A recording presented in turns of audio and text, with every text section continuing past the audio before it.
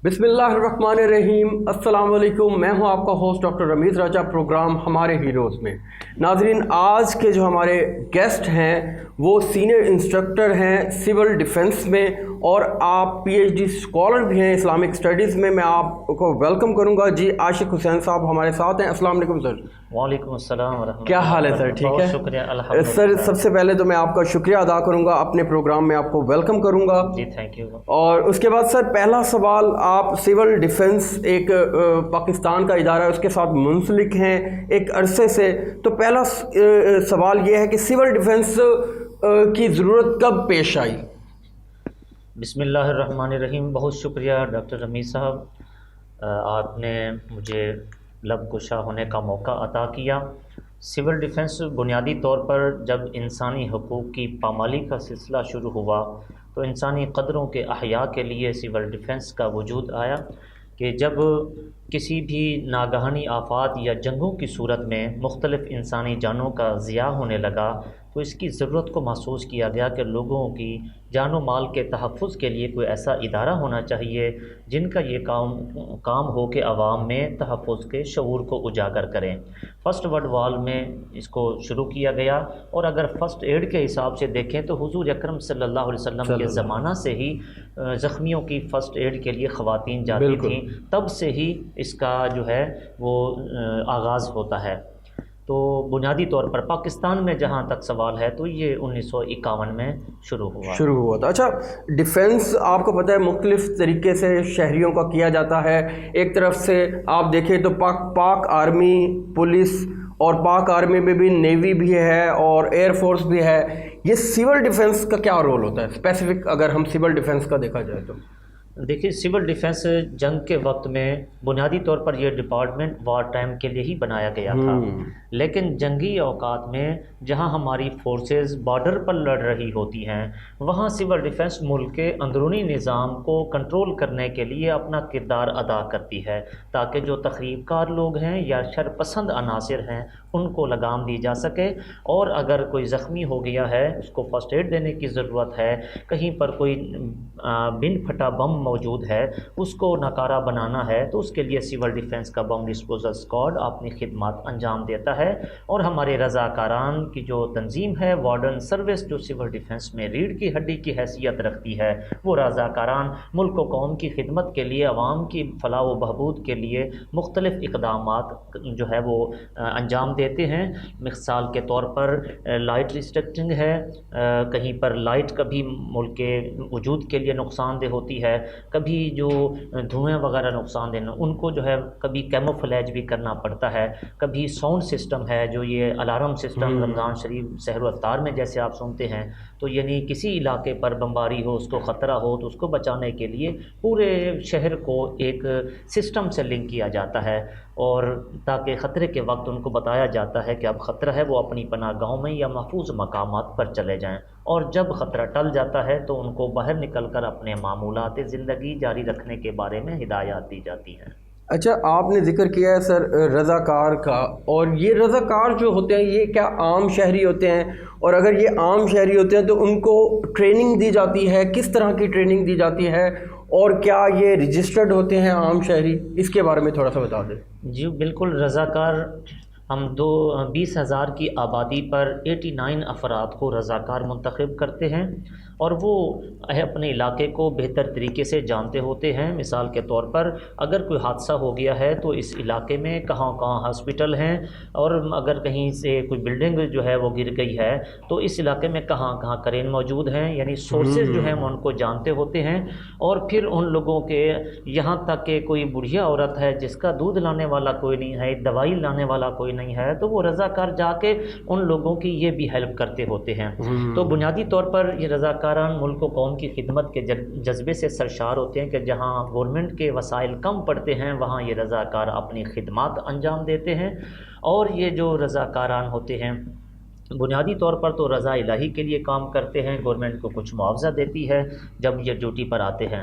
तो कोई भी शहरी पाकिस्तान का जो शरीफ नफ्स शहरी हो तो वो सेहतमंद हो और मुल्क व कौम की खिदमत का जज्बा रखता हो तो सिविल डिफेंस में बतौर रज़ाकार शामिल हो सकता है।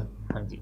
اچھا ان کی ٹریننگ پھر آپ لوگ کرتے ہیں، کتنا ٹائم ڈیوریشن ہوتا ہے؟ جی مختلف قسم کی ٹریننگ ہماری پورا سال جاری رہتے ہیں، اور ان کو جو ہے خاص طور پر فرسٹ ایڈ کی، فائر فائٹنگ کی، ریسکیو میتھڈ کی ٹیکنیکس بتائی جاتی ہیں، اور ٹیررزم کے حوالے سے سیفٹی میجرز جو ہیں ان کے بارے میں بھی آگاہ کیا جاتا ہے، یعنی لوگوں کی ہیلپ کرنے کے مختلف طریقے بتائے جاتے ہیں۔ اچھا سول ڈیفنس میں مختلف شعبہ جات بھی ہوتے ہیں؟ جی بالکل، ہمارا ایک اہم شعبہ جو ہے، جس طرح آپ نے ذکر کیا، وارڈن سروس ہے، جن کو ہمارے عرف عام میں رضاکاران کہا جاتا ہے، یہ لوگ ہیں۔ اور دوسرا ایک اہم شعبہ بم ڈسپوزل اسکواڈ ہے، جو کہیں پر کوئی بم وغیرہ اگر پڑا ہو، اس کو ناکارہ بنانا ہے، یا ہینڈ گرنیڈ ہے، یا خودکش جیکٹ کہیں ہے، اس کو ناکارہ بنانا ہے تو بم ڈسپوزل اسکواڈ جا کر اس کو ناکارہ بناتا ہے۔ اسی طرح ایک اہم شعبہ انسٹرکشنل اسٹاف کا ہے، جو مختلف جگہوں پہ جا کر کمرشل سیکٹر کو، انڈسٹریل سیکٹر کو، ایجوکیشن سیکٹر کو، اور مختلف شعبہ زندگی سے منسلک افراد کو سیفٹی کی اور سیکورٹی کی ٹریننگ دیتا ہے، اور ان کو بتاتا ہے کسی ناگہانی آفت کی صورت میں یا انسانی پیدا کردہ مشکلات کی صورت میں انہوں نے وہ اپنی مدد آپ کے قابل کس طرح سے بننا ہے۔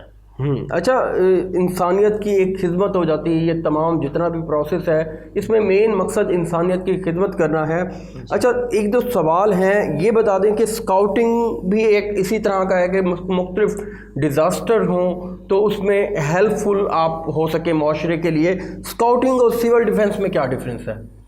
دیکھیے بنیادی طور پر یہ دو ایک پلیٹ فارم ہیں جو رضاکارانہ خدمات انجام دینے کے لیے۔ اسکاؤٹنگ کا ایک اپنا سکوپ ہے اور ان کا اپنا طرز عمل ہے، اور زیادہ تر وہ لوگ جب شہر سے باہر جاتے ہیں اور وہاں پر کس طرح کی لائف ہوتی ہے، یعنی جیسے حالات ہیں اس کے مطابق رہنے کا ڈھنگ سکھاتے ہیں، جبکہ ہمارے سول ڈیفنس میں وہ رضاکاران اپنے ملک و قوم میں وہیں رہتے ہوئے جہاں آپ روزمرہ زندگی گزار رہے ہیں، ان حالات میں آپ اپنے کاموں کے ساتھ ساتھ دوسروں کی ہیلپ کس طرح سے کر سکتے ہیں۔ تو بنیادی طور پر یہ والنٹیئر فورس ہیں، رضاکارانہ خدمات انجام دینے کے دو مختلف پلیٹ فارم ہیں، اور میں سمجھتا ہوں کہ ابھی یہ بھی کم ہے، اس سے زیادہ ہمیں اپنی قوم میں رضاکاریت کا جذبہ پیدا کرنا چاہیے۔